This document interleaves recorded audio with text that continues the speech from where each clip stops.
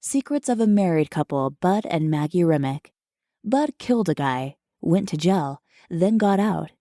Maggie survived Bud's incarceration, but just barely. Both launched new lives after prison, but not without trouble following them every step of the way. Now the greatest challenge to their marriage? Their own secrets. Read Bud and Maggie's Secrets by Tom Krantz, now available in ebook and paperback on Amazon and elsewhere. Bud and Maggie's Secrets, a guilty pleasure just for you.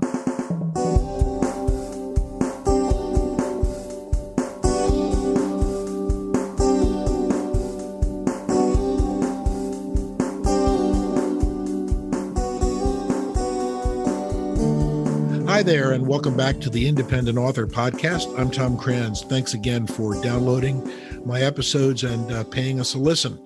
I contemplate my life as a 60-plus guy, and I played soccer when I was in high school. I can't imagine now, given my age and various physical shortcomings that I won't get into, running up and down a soccer field.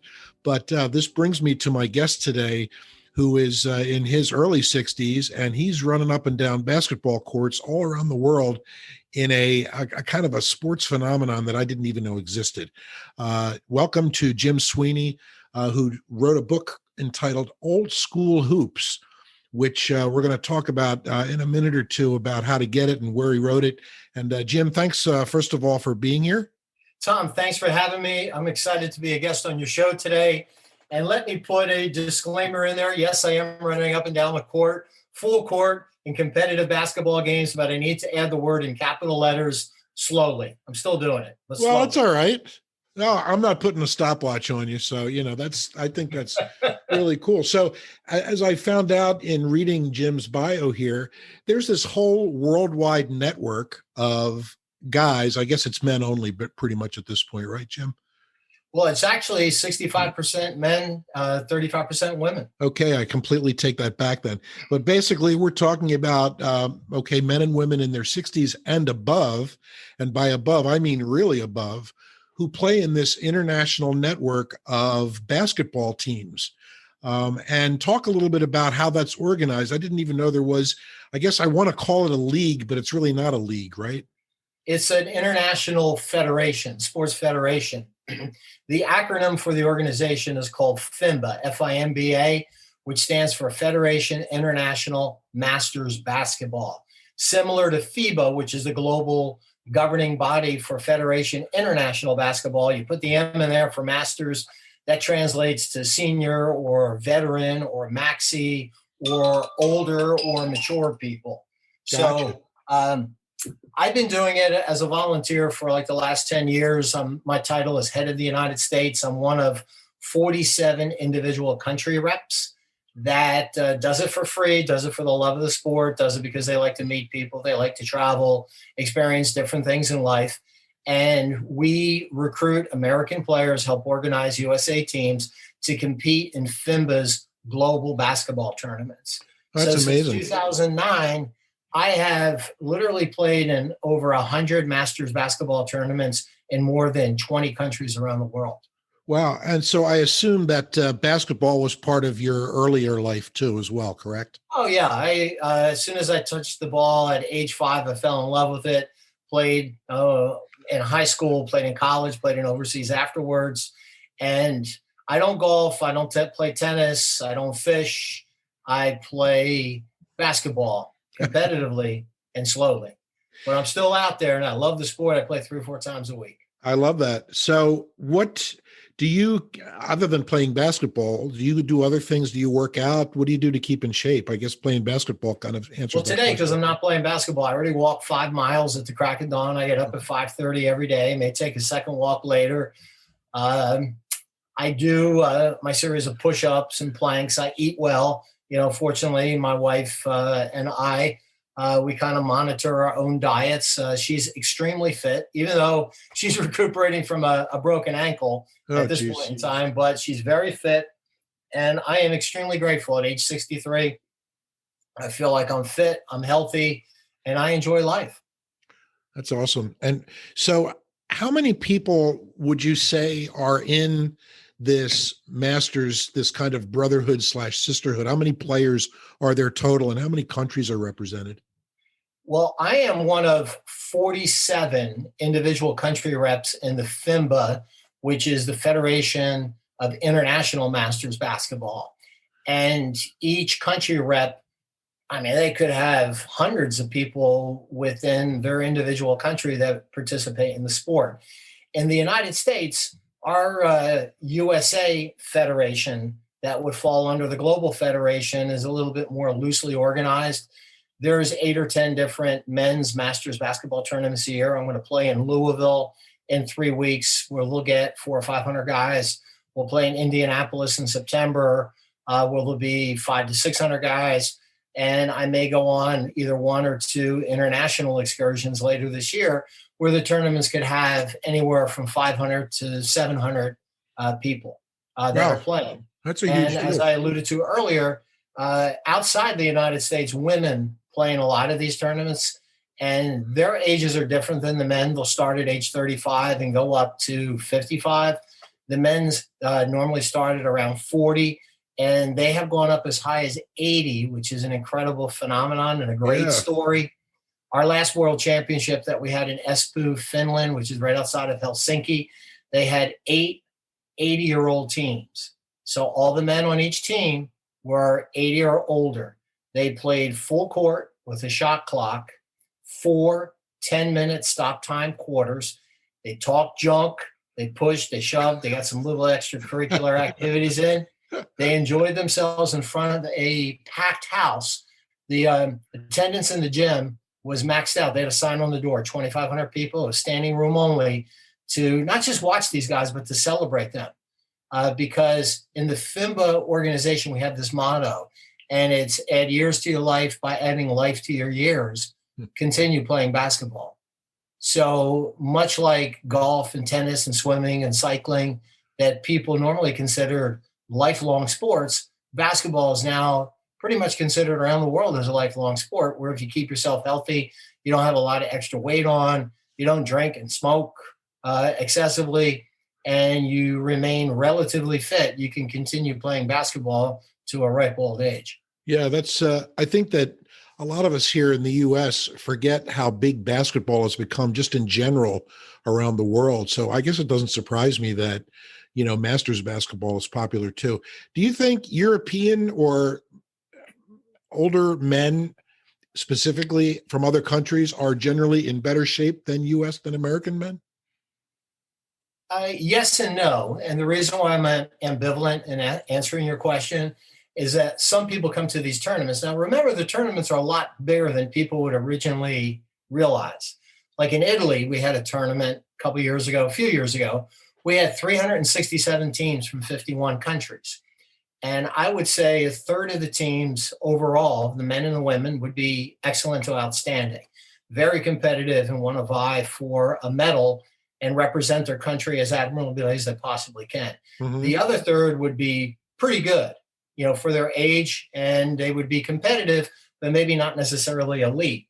Then the bottom, like 20% to a third, they're there because they love the sport, but they want to really partake in the individual activities outside the basketball arena. They want to eat, they want to socialize, they want to see the historical stuff. Because all of the places where we have these tournaments are in great cities, great destinations that love and welcome tourism. So the elite guys, to finally answer your question, are the top third of all the players. A lot of the countries like Brazil or Italy, Slovenia, who else? Greece, Serbia, they either have government programs that help foster the development of senior or veteran sports, or they'll have corporate sponsorship. We, for the American teams, we get a little bit of sponsorship, and I've reached out to the government a number of times to tap into whatever funds would be available to help promote us, because I do this for free. I do all the advertising on Facebook. I make all the calls, all the emails, and I'm not complaining. I love doing it because I've expanded not just my friendship base, but also my basketball brotherhood space. I grew up in New Jersey, not too far from where you live. And I had one sibling. I never had a brother. I always wanted a brother. Now I feel like I have hundreds of brothers from around the world that I've met as a result of my participation in Masters basketball. Do you also pay for your own travel and your own gear and your own uniforms? It depends. We do periodically, some of the individual teams have some type of corporate or personal sponsorship from somebody that has been done very well in life that wants to pay for the uniforms or the entry fee. The entry fee could be steep because it would include the social parties, attending the parade, getting your swag bag. Some of the tournaments also have health tents where you could go there and they could have 10, 20, 30 places where, people could be touting their gear, their health and wellness remedies, or you could get your blood pressure taken, your eyes examined, blood sugar tested, that kind of stuff. So it depends. I know that some teams that are really good from other countries that go to these events, they're 100% funded. I mean, they come with their own, and if they have a contingent of teams, 10 or 20 teams, they'll all be dressed alike. They all stay at a nice hotel. They'll have their own private bus to take them around. And, fortunately, everything is covered. In the United States, we're not there yet. Fortunately, we've got a great group of guys and now some women that play in these tournaments that represent our country. And some of them do get sponsorship, which I think is great. And I believe that will continue to grow in the future. Yeah, I'm sure it will. So Old School Hoops, you decided to write this book. Looks like it's been out for about a year. It says published in September of last year. So I'm guessing about a year or so.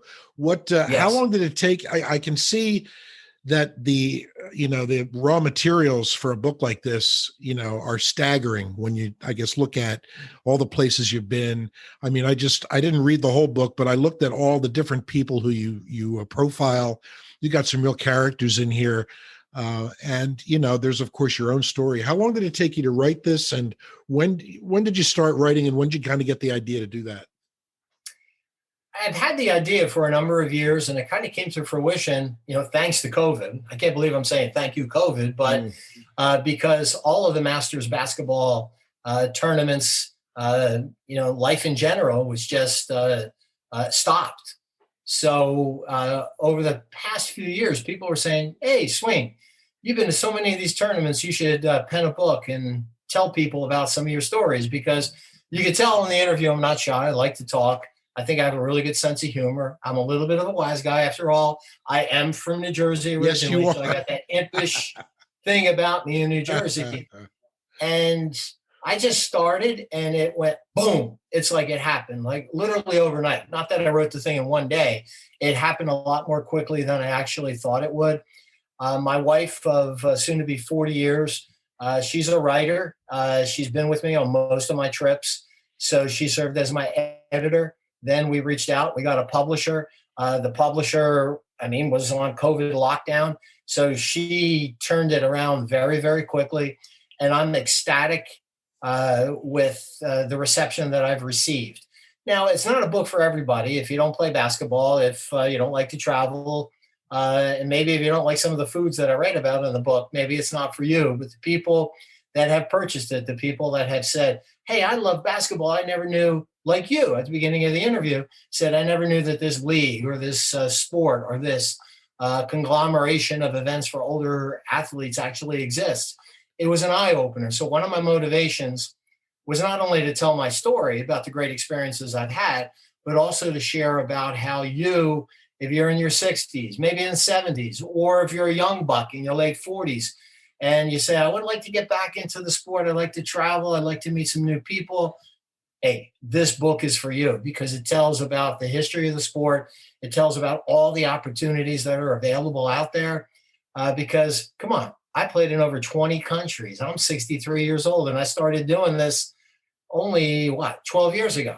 So there's plenty of opportunity out there, not just for basketball players, but from what I understand, stuff like this exists for people that like soccer or international football, hockey, baseball, volleyball. So there are other senior things that are out there. And as the world's population grows and matures, I think there's going to be more people that'll be interested.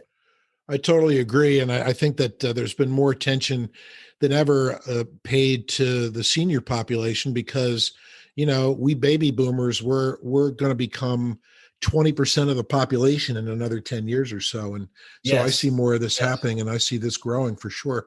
I really appreciate you joining me here. Again, everybody, the book is called Old School Hoops, just like it sounds, by Jim Sweeney. Available where, Jim? I see it here on the lulu.com site. Lulu and Amazon. Amazon too. Great. Thanks again yes, for and being. the net proceeds go to a rec center in Trenton, New Jersey, where I grew up. Really? I spent a ton of time as a kid. Wow. Okay, so on top of that, you're doing a good thing by buying the book. Folks, that's Old School Hoops. Again, give it a shot, Amazon or Lulu. And Jim, thanks so much for being with us, and be careful out there. Thank you, Tom.